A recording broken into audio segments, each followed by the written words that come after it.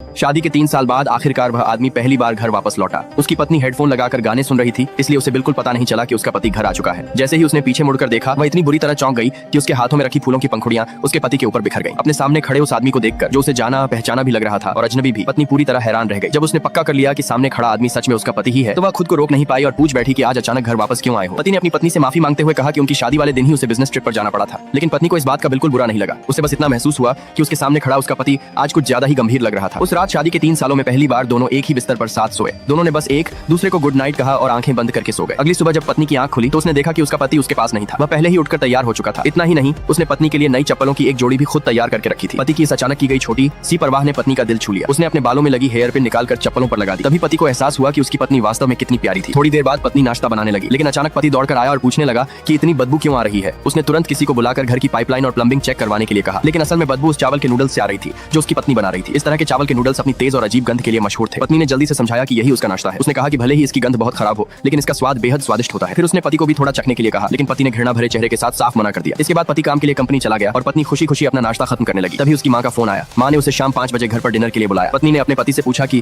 क्या वह उसके साथ उसके मायके चल सकता है। पत्नी को बिल्कुल उम्मीद नहीं थी कि पति इतनी आसानी से हाँ कर देगा, लेकिन अगले ही पल पति ने अपनी सारी मीटिंग्स कैंसिल कर दी और अपने असिस्टेंट से कह दिया कि वह अपनी पत्नी के साथ उसके परिवार से मिलने जा रहा है। बाद में ट्रैफिक की वजह से पत्नी 5 मिनट देर से पहुंची, लेकिन जैसे ही वह वहां पहुंची, उसने देखा कि उसका पति पहले से ही घर के दरवाजे पर उसका इंतजार कर रहा था। पत्नी तुरंत उसके पास गई और उसका हाथ पकड़ लिया। फिर उसने पति को समझाया कि किसी भी तरह की परेशानी से बचने के लिए उन्हें उसके परिवार के सामने एक दूसरे से बहुत प्यार करने वाले पति पत्नी की तरह व्यवहार करना होगा। लेकिन डिनर के दौरान उसकी मां ने सबके सामने अपनी बेटी की आलोचना शुरू कर दी। उसने अपनी बेटी को ताना देते हुए कहा कि उसने अभी तक अपने पति को बच्चा क्यों नहीं दिया। उसकी मां ने यहाँ तक कह दिया कि अगर वो बच्चा पैदा करने से मना करती रही तो उसका पति एक दिन उसे घर से निकाल देगा। यह सुनकर पत्नी बेहद अपमानित हुई, लेकिन अच्छी बात यह थी कि उसका पति पूरे समय उसके साथ खड़ा रहा। इसके बावजूद उसकी मां उसे लगातार सबके सामने नीचा दिखाती रही। आखिरकार पत्नी गुस्से में बोल पड़ी कि उसकी जिंदगी है और अपनी जिंदगी के फैसले लेने का अधिकार भी उसी का है। तभी उसके पति ने भी साफ कह दिया कि उसकी पत्नी अपनी जिंदगी में जो भी फैसला लेना चाहेगी वह हर फैसले का सम्मान करेगा। बाद में पत्नी ने अपने परिवार के सामने उसका साथ देने के लिए पति को दिल से धन्यवाद दिया, लेकिन पति ने उससे कहा, तुम्हारी रक्षा करना मेरी जिम्मेदारी है क्योंकि तुम मेरी जिंदगी में सबसे महत्वपूर्ण परिवार हो।